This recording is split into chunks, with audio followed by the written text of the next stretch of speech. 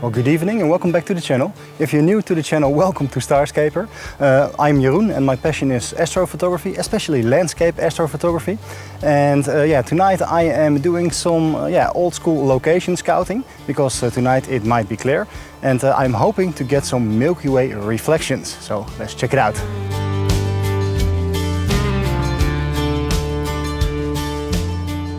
Okay, so I've found a beautiful lake, which could work pretty well for some Milky Way reflections. But yeah, it's pretty difficult to get a good angle on the southeast where the Milky Way will be. So I guess I'll have to look for another foreground. Let's go to another location.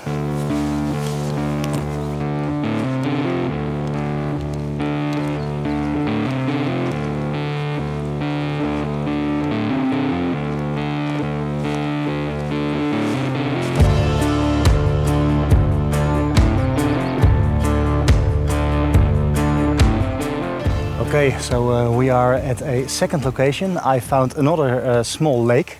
You can come pretty close to the water here, not exactly in the water, but close enough maybe to get some star or Milky Way reflections in it if the winds aren't too strong.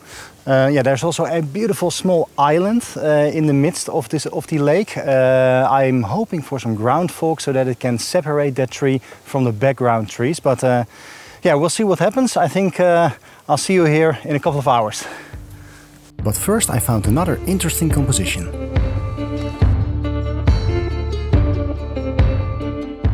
Here are also some pretty cool yellow flowers in the almost in the mud pools. They frame up pretty nice with the canopy above, and the Milky Way will just pass over that small gap. I'm not sure, however, if this composition will be too complex, but I guess I'm going to try it anyway. While the sun was setting, the weather forecast became a bit more uncertain. Together with Koen, I decided to just go for it.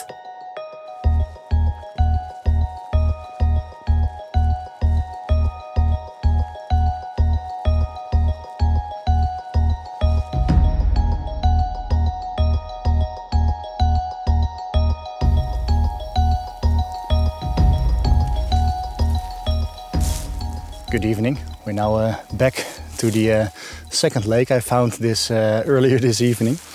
I'm joined today by Koen. Hi. So we haven't seen you a lot lately on the channel. No, it's been way too not enough. What's been keeping you busy? Yeah, I'm moving to a new house and busy with work and those kind of things. So happy that I can finally spend a night under the stars again. Great to have him back. So as you can see me, we have a conjunction. As you can see behind me, we have a conjunction of the Moon and Venus. Maybe I'll look for a composition to shoot that at 50 millimeters. And I'm challenging myself. I have not brought my star tracker with me, so maybe I'll borrow Koen's. Now that will be an interesting comparison. My single exposures versus the tracked and stacked results of Koen.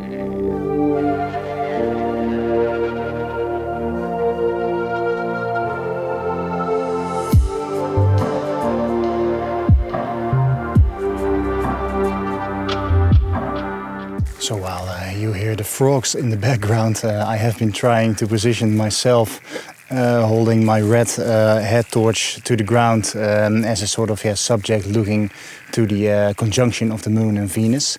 I'm not sure if it's the most brilliant composition ever, but there's a path leading into the scene to create some depth. Me as a subject, of course, the conjunction as a subject, and maybe I'll look a bit further, or maybe I'll start looking for foregrounds to shoot the Milky Way later tonight. But it's starting out pretty well.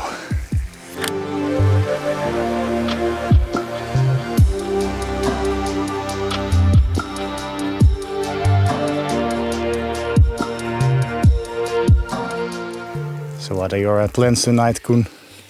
I'm hoping to shoot my last Milky Way core stack just before the end of the first part of the season. So that's it. That's the plan. So Koen was just saying he was hoping to shoot his last Milky Way of the season. So what does he mean by season? Yeah, so what I mean is that from now on the nights will not be that dark anymore.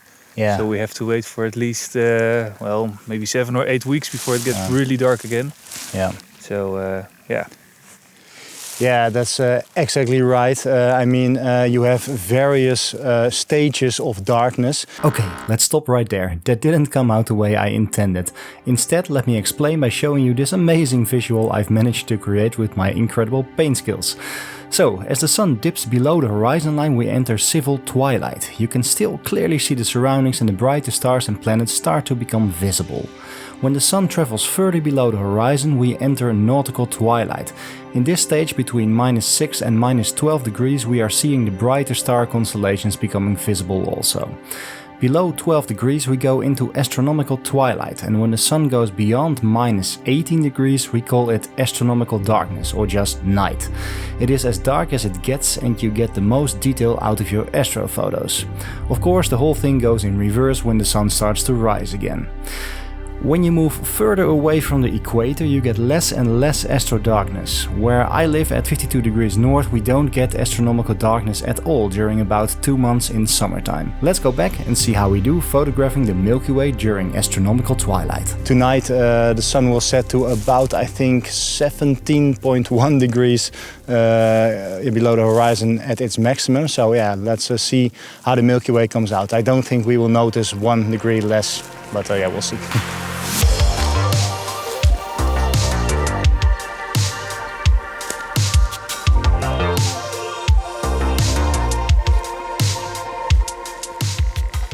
So we've also got fog on the lake, which is beautiful. I'm having a pretty hard time though. I'm just trying various compositions and I'm not really happy with them. I tried 2 at the side of the lake, but I couldn't really get close enough to the edge to get some good reflections. But yeah, we'll see how those come out. I'm now looking for some other compositions, hopefully where I get a better reflection. Let's go. Okay, maybe I was a bit too hard on myself. I think these captured the mood and atmosphere of the place pretty well.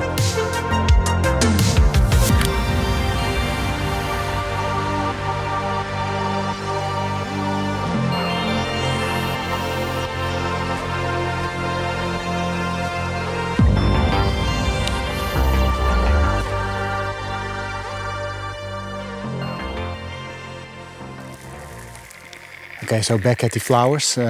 Let's see if we can make this composition work.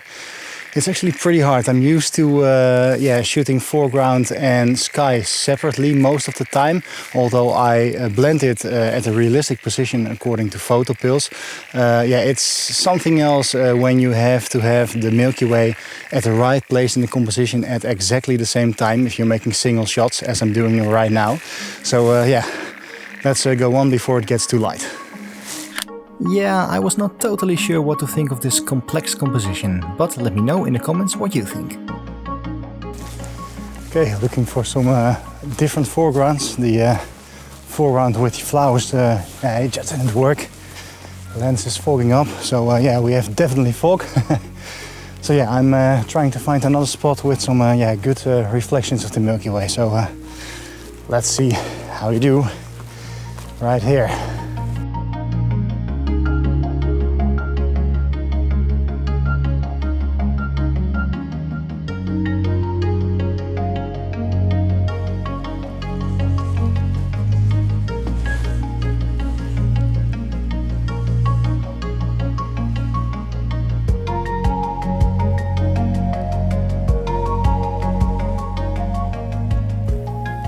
So after trying some pretty bad compositions before, I've found something with a bit more potential here.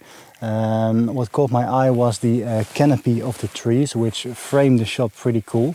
The Milky Way is visible through it. There's also just a bit of reflection and a bit of reed bushes at the bottom, which give it just a bit of foreground. So yeah, let's do some single exposures. Maybe I'll make a quick stack. ISO 6400 f2.8 and 20 seconds gives me sharp stars. So let's get busy.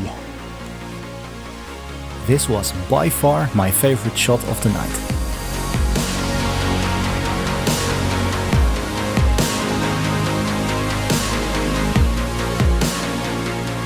I was beginning to get curious how Koen did with his star tracker. So look who has arrived. I haven't seen Koen all night. Koen was shooting sky shots first, I think, with the star tracker. Yeah. Did it work out? Yeah, it worked out pretty nice, I think. Yeah, also without the astro darkness? Also without the astro darkness. I've got one shot which is a little bit lighter and the second shot which is actually kind of dark, so... Awesome, yeah. Cool. All right, and then you shot some foregrounds and then you came walking to me. Yeah. I have been running around, to be honest, trying to find some semi-decent compositions, because I was shooting only single shots. I had to shoot the foreground and the sky all in one. I did some scouting this afternoon, but maybe I should have done some more precise composition scouting. Because, anyway, let's see how they come out. I think there is especially one composition which I'm pretty happy with. For the rest it was just a beautiful night, no wind, reflections, fog over the lake, and just silence, stars. Yeah. So and a lot of frogs. And a lot of frogs. So what else do you want? So if our shots turn out any good, here are the shots. Thank you guys for watching. See you on the next one. Bye bye. Although single exposure and tracking plus stacking techniques both have their pros and cons, the detail Koen got out of his Milky Way instantly reminded me what star trackers were made for.